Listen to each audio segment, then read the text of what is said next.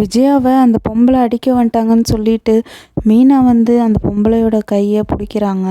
இதனால விஜயா மீனாவை அப்படியே ஆச்சரியமாக பார்க்குறாங்க. மீனா எங்கள் அத்தையை அடிக்கிறதுக்கு நீ யார் அப்படின்னு சொல்லி கேட்குறாங்க. அங்கே சுற்றியும் ஸ்ருதி, ரோஹிணி எல்லாருமே இருந்தாங்க. நான் யாருமே வந்து சப்போர்ட் பண்ணலை. மீனா தான் வந்து அந்த பொம்பளைகிட்ட சண்டை கட்டுறாங்க. எதா இருந்தாலும் போலீஸ் ஸ்டேஷனில் கம்ப்ளைண்ட் கொடுங்க, அதுக்கப்புறம் பேசிக்கலான்ட்டு மீனா அந்த பொம்பளையும் கிட்டலாம் சண்டை கட்டி வெளியில் துரத்தி விட்டுறாங்க.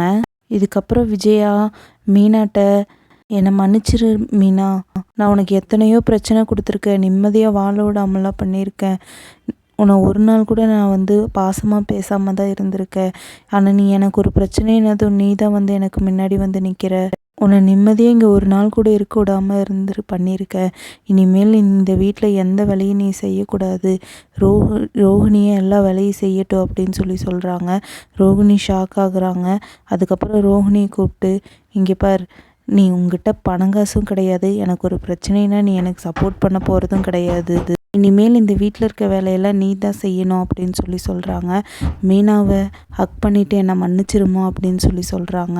மீனாவுக்கு ரொம்ப சந்தோஷம். அதுக்கப்புறம் ரோஹிணி சமையல் கட்டில் வேலை செஞ்சிட்ருக்கிறாங்க. இதை வந்து ஸ்ருதியும் மீனாவும் போய் பேசி கிண்டல் பண்ணி சிரிச்சிட்ருக்காங்க. ரோஹிணி இதெல்லாம் என் தலையெழுத்து அப்படின்னு நினைக்கிறாங்க.